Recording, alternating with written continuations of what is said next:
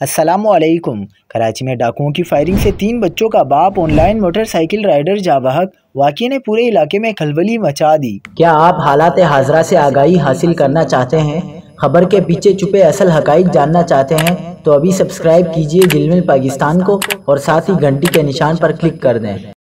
आपको बताते चलें कि नागन चुरंगी के करीब मोटरसाइकिल सवारों की अंधाधुंध फायरिंग से 3 बच्चों का बाप ऑनलाइन मोटरसाइकिल राइडर जाँ बहक हो गया, जबकि पुलिस वाक़ये को नामालूम मुल्जिमान की टारगेट किलिंग बता रही है। ताहम ऐनी शाहिदीन का कहना है कि वाक़या मकतूल का मोबाइल फ़ोन छीनते हुए पेश आया। वाक़ये में एक राहगीर जख्मी भी हुआ। तर्जुमान कराची पुलिस के मुताबिक जाँ बहक होने वाले शख्स की शनाख्त 55 साला मोहम्मद इस्माइल वल्द मोहम्मद ईसा के नाम से की गई।